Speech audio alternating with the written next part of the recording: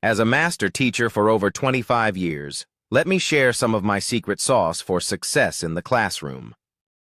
I had a kid come in my classroom today, a kid going to college, and he said, "Mr. Hughes, I think I want to be a teacher. What makes a great teacher?"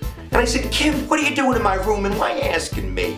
And then I decided to think about it and come up with an answer. And here's my recipe for great teaching. There's only 4 ingredients. I got them on the stove right now. I'm gonna go grab a big bowl of it and see if I can't serve it up to you. Here's Hip Hughes' recipe for great teaching.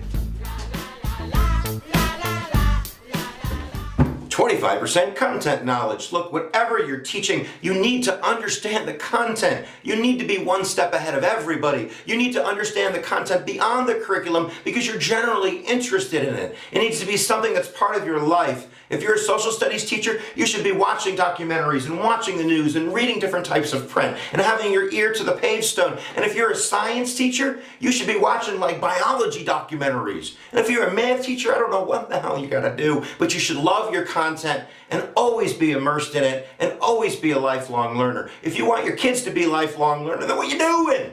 If you're gonna be a teacher, fall in love with your content and then be ready to hate it a little bit because the kids aren't gonna love it like you do.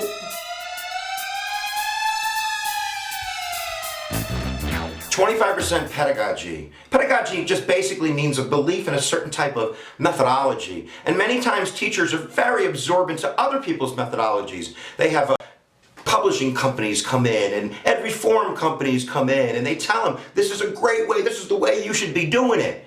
And maybe it'll work, you should be flexible and try new things, but in your hearts of hearts, you should have a very strong paradigm about what you believe learning is. I believe learning is invisible. I believe I can't teach anybody anything. I believe that all I can do is facilitate a journey into an experience which allows that individual user to have some type of learning experience. So I believe in inquiry. I believe in new literacies. I believe that children should be making things, not just eating things. I believe in the power of the visual word. I believe in music. I believe in the print. I believe in movies. I believe in me.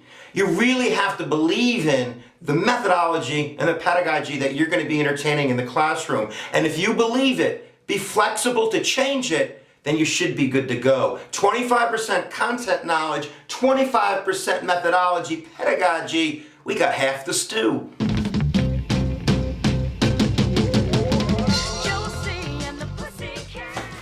25% authenticity. Now we're going to start getting into the warm fuzzy stuff.